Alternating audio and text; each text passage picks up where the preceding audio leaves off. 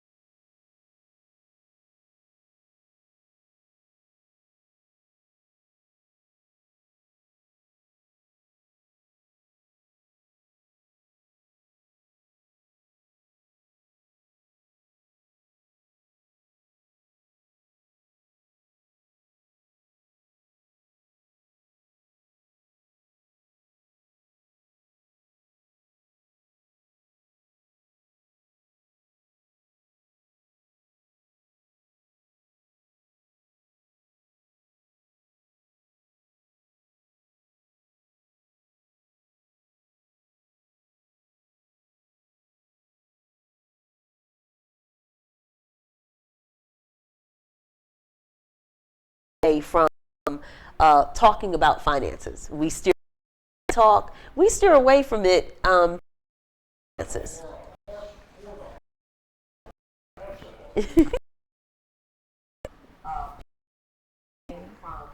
They'll talk about every single thing, but they don't talk about their finances. Yeah. It's very taboo. I think we judge ourselves. We compare we don't have, especially if you're on social media, they're spending money on. So I'm kind of exposed. Mm-hmm. It really shows our true selves.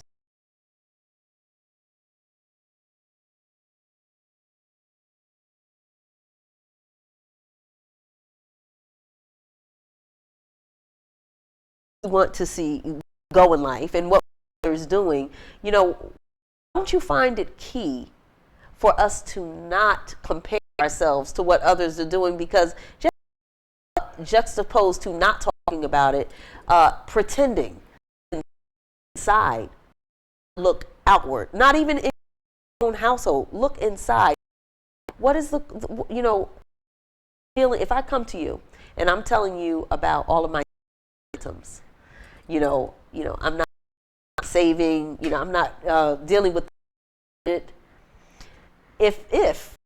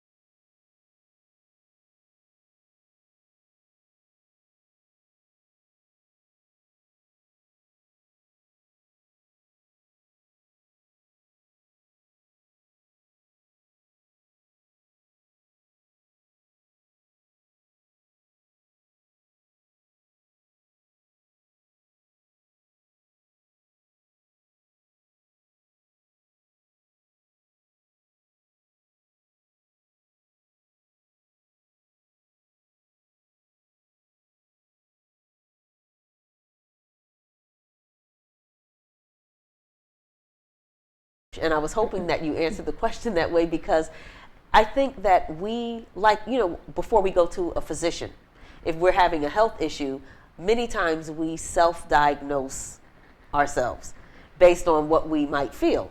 But it takes a specialist, which is why we do need to go to specialists to have them help us and aid us.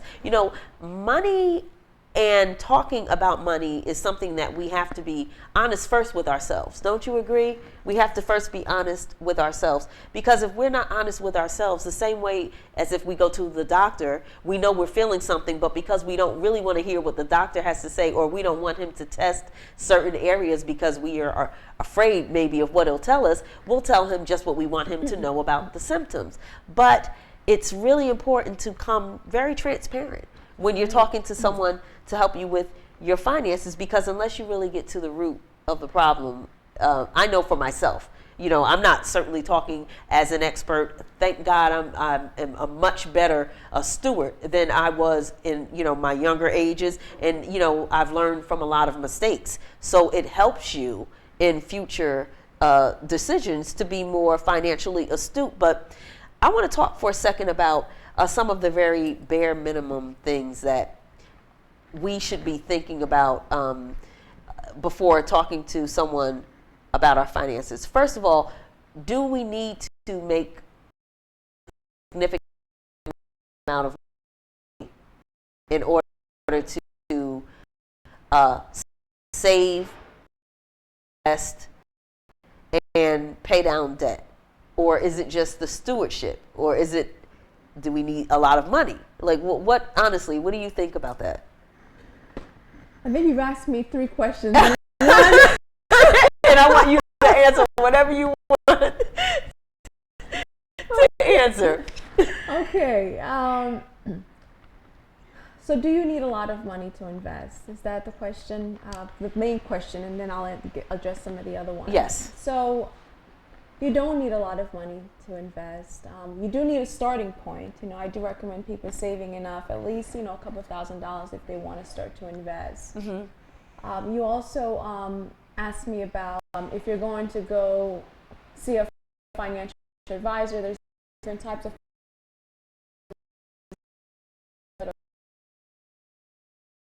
whether you have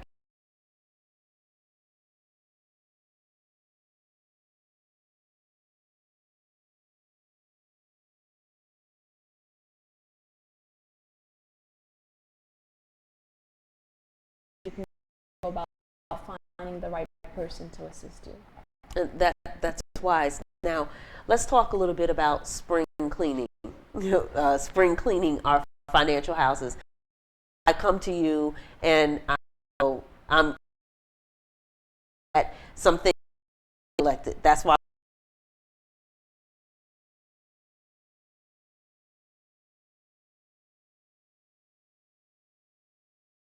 change. We want.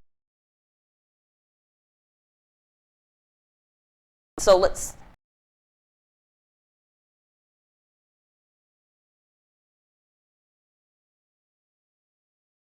time to do something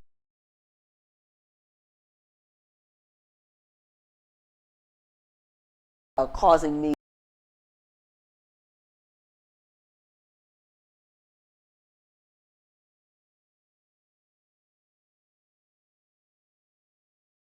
do I deal with my debt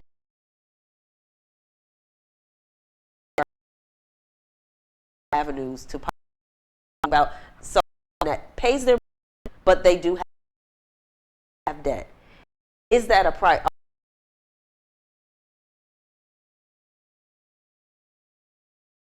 to go about financial journeys if paycheck? Okay, so your question was spring cleaning.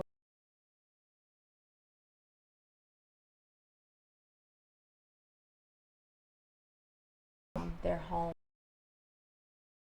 In this case, financially. Yes.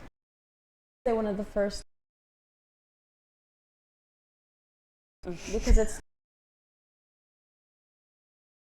we have to do things better. Stop speaking to can or I'm poor.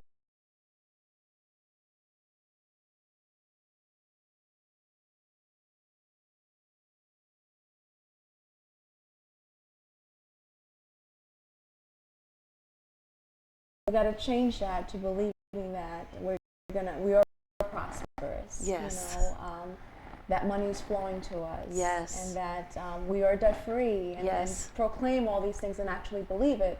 And then it comes with a commitment. Yes. You know, it's hard. It's really hard to change when you've been doing something a certain way, you know, or you're not really making a lot, and you know it's expensive to live, especially in an area like northern New Jersey, and I'm sure Yes. other areas that the viewers live in. Yes. So making that commitment to move forward, being honest with ourselves, you know, what is the actual problem that you're having? What's causing the problem? Maybe it's a lack of discipline. Yeah. You know, sometimes we just don't have the discipline. You know, other times it might be, as I said earlier, is that we're trying to fill in something, a void inside. With maybe it's just that in order to keep up with balances in our future. Those are some of the things.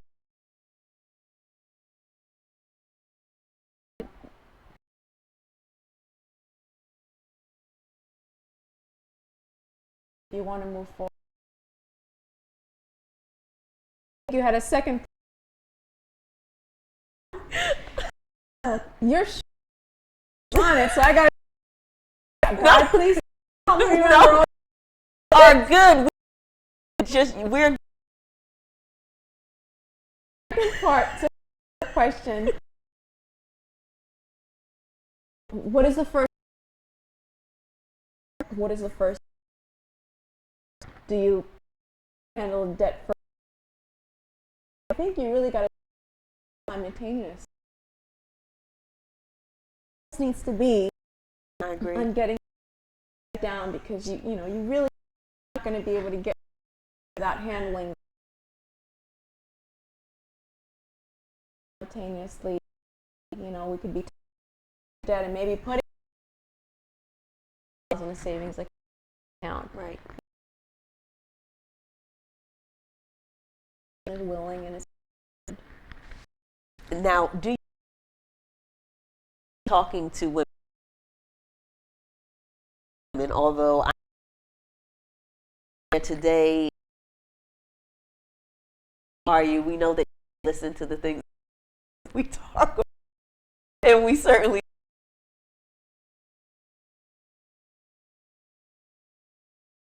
switch gears. We're speaking generally.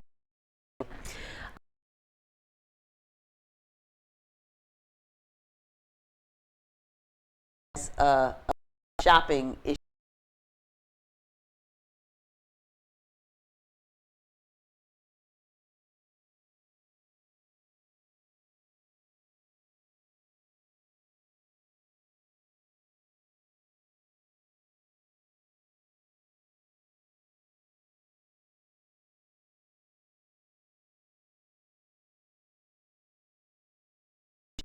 Knew about the show, so he sort of put this question out there to me, and I know he wants me to ask, so I hope you're listening because I'm about to ask.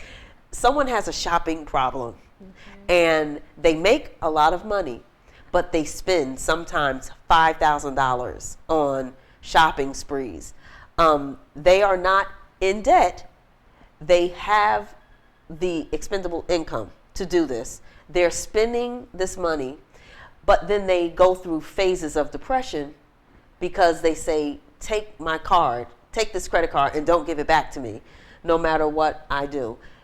If you are talking to a woman and shopping is her therapy of choice, if you will, because that's essentially what I feel it is, and she's not in debt necessarily, she makes good money and she wants to spend it like this, but she's not saving anything. She's just spending all of her money.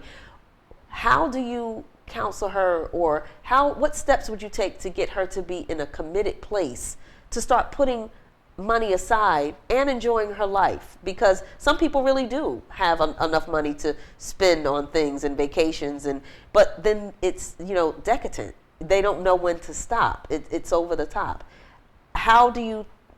If she comes to you, how are you going to advise her? I guess what we would need to see is, yes, she has the money, But obviously something's wrong there, because if she, at certain points, will be very depressed and feel down about her spending, that means something's wrong. Yes. That's not the direction that she should be going in. Right. So I think we need to understand, what other goals does she have? Does she have children? Is she saving for college children, for their education? Does she have, how old is she? What about retirement? Is she putting money set aside for retirement? Because you can't depend on the government to take care of you. Right. You really have to actively save, and time is our biggest ally in saving for retirement. I need to figure out, what are the goals, what are her goals, what exactly is she missing out on by all of this spending. Spending doesn't, as I said before, it doesn't really define who we are. Right. I've been there where I've driven the fancier cars, and every time I took it to the shop or the dealer, I'm coming out $2,000 or $3,000 a month and having to do repairs. I mean, is it really worth it when I could put that money aside for my kids' education? Right. Or even a nice family vacation that I want to do for my kids. So the car doesn't define who you are. I mean, I drive a Hyundai now, and I'm not afraid to admit it, because I drive around sometimes to see clients. So why am I gonna? It doesn't define who I am. It doesn't tell you what's in my bank account. And if you've ever read the book The Millionaire Next Door, and I'll tell you, the people that I actually see, my clients that have the most, they don't have the fanciest houses. They don't have the fanciest cars, but yet they have financial security and peace of mind. Yes. They never have to worry about money. I mean, so what's more important? Is it having the stuff or having the peace of mind? That's excellent advice. Now let's speak to relationships for a second. Let's talk about folks who are embarking on the journey of becoming one. Or people who are married, but they, in all of the counseling, never really thought that finances was important enough to truly discuss prior to, being married or starting a journey. Should you expose your finances completely to your significant other, or do you think that it's okay to have a little she money? I do think it's okay to have a little she money. I will say that. That he doesn't know about? Oh, that's a tough one. You're really putting... I want to know. I mean, because a lot of women who are watching, this is what we laugh and talk about. Do I need to share everything? I think there's nothing wrong with having some she money on the side. But I do think that if you're going to go into a marriage, you have to be honest. You want to start off being honest. You need to let them know, where you are. Fine, this is all of me. So if someone's going to love you, they got to love all of you, the good and the bad. So they need to see where you are. If you're coming into the marriage with any type of debt, or if you have any type of wealth, I think it's only fair that they need to know that as well. Yes. And I think it's okay that you can have a small separate account for yourself. That you do whatever the she money. Yes. I heard of another term, but I'm not going to say it. Why? We're not going to go there, but I have heard other people use that as a term. Okay, and so if it doesn't work out, money, we'll try to say it the appropriate way. Well, we're certainly right. We'll be politically correct. Yeah. Yeah. Okay. Next question. Okay, so, do you believe, or would you advise in this manner that finances in married couples be handled separately? Is there one account? Should we have, separate checking accounts? Because I don't want you to know when I ran to, Mickey D's to get a shake, and I don't want you tracking me like that. Is it okay, or should finances be combined when you're married? I think it depends on the individual. I think whatever works for you. I do think that you need to have a general account, household account for both of you guys. But I do think that it is okay to kind of have your own money if you need to go get a burger or something. Right. Or go get your hair done, ladies, get your nails done. Yeah. Yeah, I think it is okay. It's sometimes easier to manage it in that way, where you have one account when everybody's taken out, and it's kind of hard to kind of control and keep that balance. So whatever works for you, and brings you the greatest peace of mind and security, that's what you should do. Okay. Another question. about relationships when it comes to, well, traditionally, I'll put it this way, men have been in charge of the finances and women have cared for the children in the homes, and they trust that their husbands are making wise financial decisions. Is that still true to a certain degree today? And who's really holding the purse strings in marriages, in your experience? Well, I've seen it both ways, but I will say that in the African American community, it's typically the women. We just grew up having to be more responsible and having to take care of our husbands and take care of our household. So a lot of women really hold the purse string. Your word. Yeah. And is that, does it have to be that way? Is there a negative connotation if one, is in more control or the other? Or again, is it really just what works for the family? I think it's what works for the family, but what I have also seen is in situations both ways, where it was the male who primarily maintained the financials in the household. God forbid something had happened, the husband might have passed away, and the wife would be basically, she has no clue what's going on, right. Don't know anything about the finances, and it really puts her in a situation where she's actually struggling afterwards.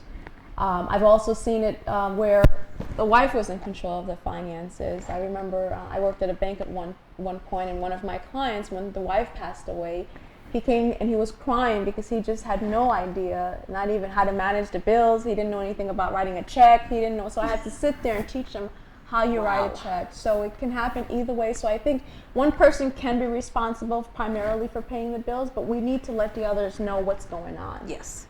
Like for myself, I know in my household, I manage the finances, obviously. My husband's one of those people who, I don't want nothing to do with it. Here's my money. Right. Some people would say I'm lucky in that way, but I do try to get him involved, or I'll even have notes. God forbid something happens to me. I know you have notes. Here are the life insurance policies. This is what gets paid every single month. These are the passwords to the account so you can have access to the bank accounts. You gotta have the other person involved. They need to know what's going on. Yeah, that's good advice. Yeah. Let's talk a second. Many of you know that along with the Diva Zone, I function a lot in ministry. And in dealing with people in ministry, one of the most unfortunate and depressing things that I have discovered is when someone is at the end of life, when they're transitioning, and families have to scrape together to bury their loved ones. I have seen this more times than I care to recall. Personally, ever since I've been very young, and as soon as I bought my first house, I got a life insurance policy within the same month. And I've had that because I understand that I don't want to leave debt along with the house. I actually want to leave the house to someone, and I would like for my bills to be paid. I'd also like to know that I can be buried and that I can do it without stressing other people out. Mm-hmm. How can you help families who know that they don't have adequate life insurance? And what is the first step to obtaining it? Is it really expensive to do? And why don't we do it? I know those are 3 questions, however you want to answer. I got to remember them. My challenge is trying to remember all 3. So if I forget, please help me out. Okay, so life insurance is so important. It really is, because you want to make sure that if you're not around, that your goals can be accomplished. Mm-hmm. For your family, you want your home to be paid off if you're living in a home, so they can continue the lifestyle that they've had. Mm-hmm. It's bad enough they got to grieve, and miss you, but now they have to struggle because one income is no longer there. That's right. You also want to think about your college. If you had your kids' college, if you had dreams of sending your kids to college, and you may not be able to fulfill those dreams for that child. Mm-hmm. And just leaving a legacy behind is so important. I had a friend, actually a family member, whose their relatives passed away, and she was a mother and a dad. She was the main breadwinner. She passed away all of a sudden. She left 3 little kids behind, and there was really no life insurance. So now they're in this home. he's a dad. Imagine a dad having to take care of 3 little girls on his own, and then there's not adequate life insurance. So it's really, really important. It's really not that expensive. There's different types of life insurance. There's term, there's universal life, there's permanent life insurance. I think it's important that you talk to an agent that is knowledgeable and can really help you with finding the right plan. I mean, you don't have to, buy $1 million in life insurance necessarily. Maybe it's just something to cover your mortgage, or maybe it's just something to take care of your kids. People are afraid because nobody wants to think about their mortality. No one wants to think about dying, but unfortunately, it's a reality of life. We pray and hope that God can keep us, but it happens, and you don't want your family scraping around. Can you give me $100 here? Trying to pass a bowl at a church to try to. It's a thing in our community, especially the African American community. It's just we need to be more responsible with taking care of our loved ones. We do. Now, I know that you deal in insurance. Yes. And is it expensive? Is the question, because I'm wondering if people don't obtain it because they think that it's not something that they can afford, and is it an excruciating process? It's not expensive. I mean, what may be expensive to me, or not expensive may be different to someone else. But there's a lot of competitively priced. I said before you rule it out, what I would say in your head as being expensive, it doesn't take anything to ask for a quote. Right. It's not an excruciating process. In some conditions, you do have to go for blood work, have a nurse come to you typically to check you, make sure you're healthy. They don't want to insure you if they know that something bad's going to possibly happen. But even still, there are certain guaranteed life insurance plans for people that are in poor health. So don't let that discourage you as well. Knowledge is power. So you want to make sure that you can get it before saying that you can't. So you can help our audience with their life insurance as well. Absolutely. Okay. Everyone who's watching, if you don't have life insurance, if you don't call Geraldine, which we hope you do, please call someone, because that's very important. And I don't know that we can start to think about investing and building if we're not protected. If we can't protect our very lives, it's really fruitless to try to do all of these other things, because then there's no safety net. We know that God is in control, but again, He is expecting us to be good stewards. And part of being a good steward is leading our lives in excellence to the degree that we know how. When we know better, we do better. And so, you should not be checking out without life insurance. It's going to be someone's problem because you have to be buried. And so if you don't want to stress your family out, I can't emphasize that enough. We're going to do that. We encourage you, if you have any questions out there, to feel free to type them in the live chat room. This is April is Financial Literacy Month, so we're going to be continuing this conversation with Geraldine. We actually have an event for women in leadership. It's actually to capacity, so unfortunately I cannot invite anyone else, but it's going to be happening April 23rd, and Geraldine is going to come and share with the women in leadership there very extensively about balancing and finances and how we can start. We're actually in talks, Geraldine and I. We're in her office now here in East Hanover, New Jersey. And we are going to be offering classes to the Diva Zone audience, to Brooks Media Group's audience at large. In a non-intimidating way. If you would like to know more about finances, we want to hear from you. You can email me at admin, ADMIN, at divazonemagazine.com. Email your questions, email your inquiries if you're in the northern New Jersey area. We would love for you to come out. If we get enough interest, we will offer these at least twice a month to the group, and we will have exercises. We will actually not just be sitting there and getting information like we tend to do at a lot of conferences, but we will actually have exercises where we can actually go home, do homework, and come back with some findings. Because, beloved, I can't emphasize enough that no matter where you are financially today, no matter how despondent you might feel, no matter how overwhelmed you might feel, because I know personally that was a reality. Nothing compares to feeling like you can't do anything or that you're helpless. But we can do all things through Christ who gives us strength. And when we apply ourselves, and like Geraldine said earlier, it's the commitment. We're great, a lot of us as Christians, in declaring that we're going to do something and saying that, this is, and we should speak those things. But then what is the plan? We need a plan, a concrete plan. And this is where coming to talk to a specialist helps. I'm glad that she's my friend. I want her to be your friend too. Geraldine, do you want to talk about any other services or specialty items that you would like to offer to the audience today? I would say I'm here. Just reach out to me, whatever it is that you need, and if I can be of help, I'll be happy to do that.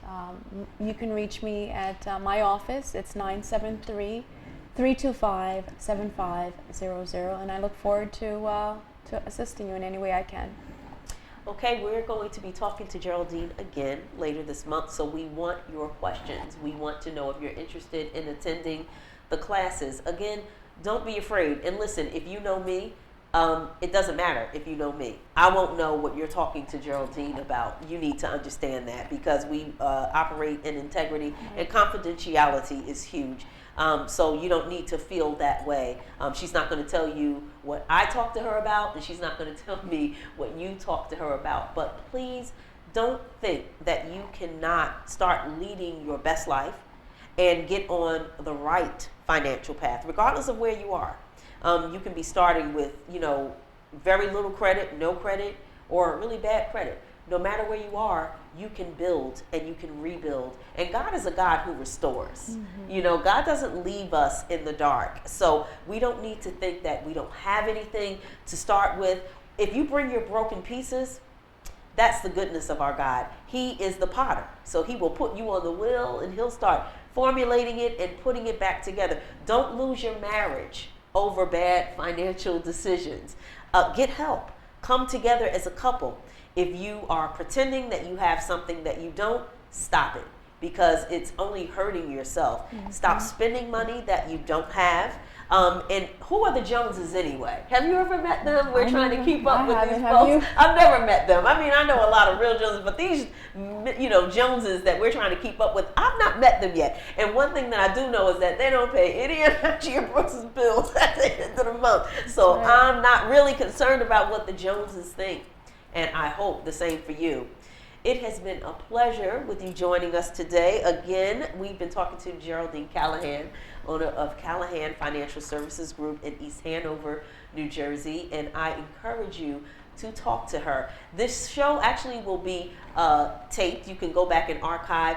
Take some questions down and contact Geraldine if you don't want to contact me, or just ask me for her information. I'm happy to pass that along to you. Hope you're going to be able to join us. For those of you who have RSVP'd on April 23rd, Jerry has some excellent information to share. I want to encourage you, if you are not part of our text community, please text the keyword Diva Zone to 77948. And get on board with our text alerts so you'll know about these shows. And please subscribe to our YouTube channel, because then every time we live stream, every time we do quality time and some other upcoming special shows that we have planned, you're going to get alerts for them and you can tune in. It has been a pleasure prayerfully inspiring you, informing you, and I hope that you join us next time. God bless you, and let's be good stewards. It's God's will that we prosper even as our souls prosper. Take care. Thank you so much. Thank you.